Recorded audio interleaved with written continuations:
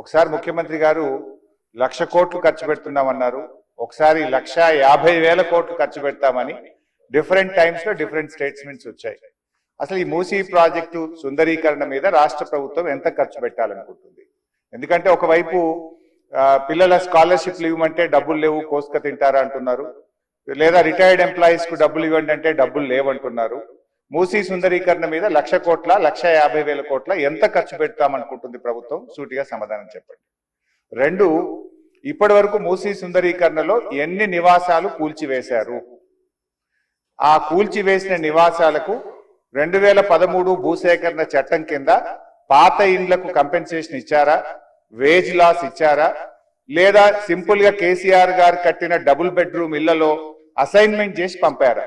2013 భూసేకరణ చట్టం ప్రకారంగా 14.5 లక్షల రూపాయల డబ్బు ఇవ్వాలి వాళ్ళకు, పాత ఇంటికి R&Bతో ఎస్టిమేట్ చేసి డబ్బులు ఇవ్వాలి, అదే విధంగా సెలబుల్ రైట్స్ తో కూడినటువంటి 200 గజాల స్థలంలో కట్టిన ఇల్లు ఇవ్వాలి. ఆ రకంగా ఇచ్చారా, ఇవ్వలేదా, ఇస్తే ఎప్పట్లోకి ఇస్తారు, ఎన్ని నివాసాలు కూల్చారు? ఇంకా మీరు ఐడెంటిఫై చేసి కూల్చవలసిన ప్రభుత్వ ప్రైవేటు ఇల్లు ఎంత భూమి ప్రభుత్వ ప్రైవేట్ సేకరిస్తున్నారు? సమాధానం చెప్పండి.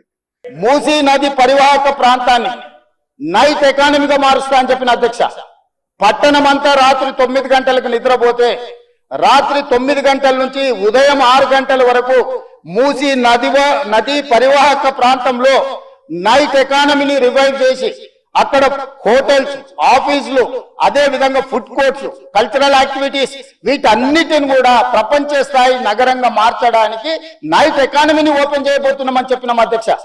ఆ ప్రాంతంలో ఉన్న ప్రతి వాళ్లకు, నష్టపోయే వాళ్లకు అత్యధికంగా నష్టపరిహారం ఇచ్చి బ్రహ్మాండమైన కాలనీలు కట్టించిస్తాం అధ్యక్ష.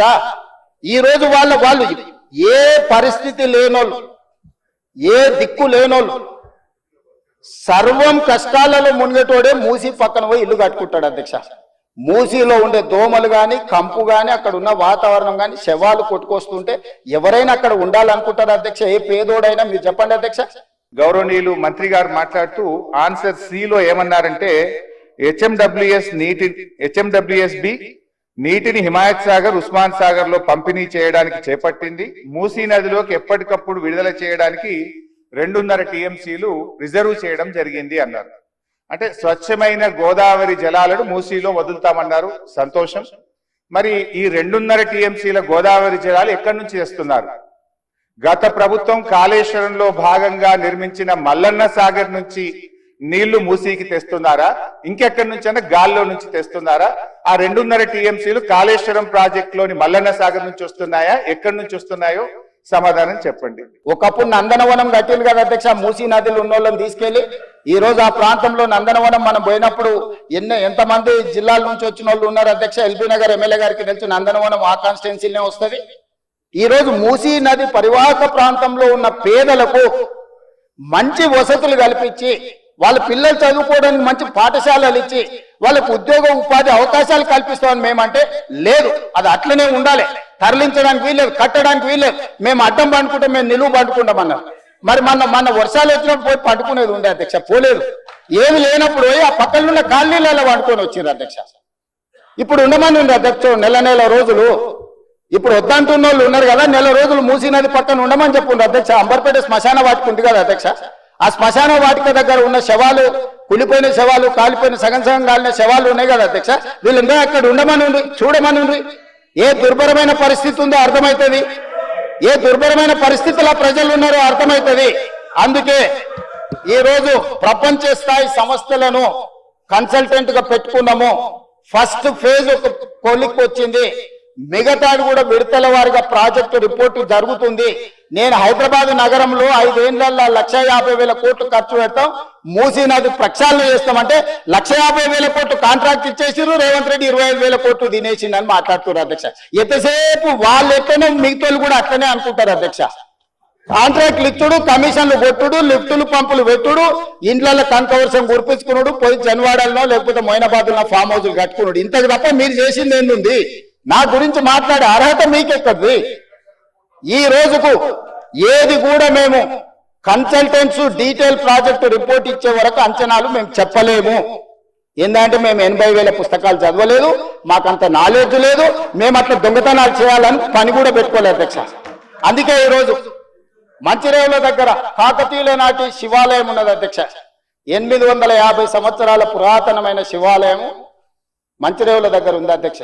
గ్రేహాండ్స్ ల్యాండ్ ఉందా, ఈ రోజు అక్కడ శివాలయం కట్టదలుచుకున్నాం అధ్యక్ష. గేట్లు నింపి ఆపిపెట్టి ప్రాజెక్టు మొత్తం నిండిన తర్వాత ఒకేసారి గేట్లు తెరవడం ద్వారా ఓఆర్ఆర్ యొక్క మరి పక్కనుండేటువంటి రోడ్లు గాని ఓఆర్ఆర్ యొక్క మన పక్కనుండే రోడ్లు ఇండ్లు ముంపు ఉద్దేశపూర్వకంగా కావాలనే ప్రభుత్వ పెద్దల యొక్క ఆదేశాలతో ఈ గేట్లు ఎత్తి ముంపు గురి చేసిన విషయం ప్రభుత్వం దృష్టికి వచ్చిందా? ఎందుకు ఆ రకంగా గేట్లు ఎత్తారు? ఒకవేళ ప్రభుత్వానికి ఆ ఉద్దేశం లేకపోతే ఆ అధికారుల మీద ఏమైనా చర్యలు తీసుకున్నారా? సూటిగా సమాధానం చెప్పాలని చెప్పి నేను కోరుతా ఉన్నా అధ్యక్ష. చివరిగా నేను చెప్పేది, మీరు పేదవాళ్ళ ఇండ్లకి రాకండి. మూసి సుందరీకరణ పేరిట పేదల ఇండ్లు కూలగొడితే బీఆర్ఎస్ పార్టీ సీరియస్ గా వ్యతిరేకిస్తుంది. అవసరమైతే బుల్డోజర్లకు అడ్డంగా పడుకోనైనా అడ్డుకుంటామని గతంలో చెప్పాం. ఖాళీ స్థలాలు ఉన్నాయి, మీరు ఖాళీ స్థలాల్లో దాన్ని డెవలప్ చేయండి. మూసీలోకి గోదావరి నీళ్లు తేండి, మురికి నీరు లేకుండా చూడండి. కానీ మూసీ పేరిట పేదల ఇండ్లు కూలిస్తే మాత్రం బీఆర్ఎస్ పార్టీ ఎంత మాత్రం ఒప్పుకోదని మీ ద్వారా ప్రభుత్వానికి తెలియదు. మేము మంచి పని చేయడానికి నిర్ణయించుకున్నాము, మీ సూచనలు సలహాలు ఇవ్వండి. డిపిఆర్ రెడీ అయిన తర్వాత ముఖ్యమంత్రి కార్యాలయంలోనే అందరు ఎమ్మెల్యేలను పిలిచి ఫ్లోర్ లీడర్లను పిలిచి పవర్ పాయింట్ ప్రజెంటేషన్ పెడతాను, మీరు చూడండి, మీరు సూచన ఇవ్వండి.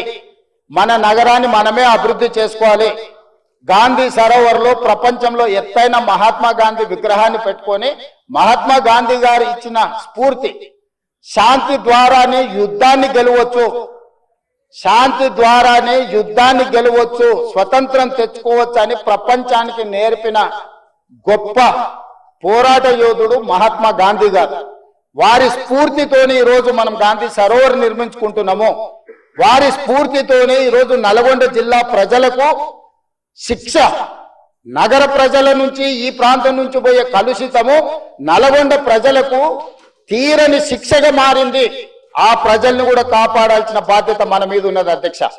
సంస్కృతిని కాపాడుకోవడం, నీళ్లను పరిరక్షించడం, ప్రక్షాళన చేయడం, అభివృద్ధి చేయడం, అభివృద్ధిలో భాగంగా పెట్టుబడులను ఆకర్షించడము, ఇవన్నీ కూడా ప్రభుత్వం చేపట్టే కార్యక్రమాలలో ఉన్నాయి. వీటి వివరాలు అన్నిటిని కూడా సభకు చెప్తా. ఇంకేమన్నా కావాలన్నా కూడా నాకు అభ్యంతరం లేదు, వివరాలు చెప్తా.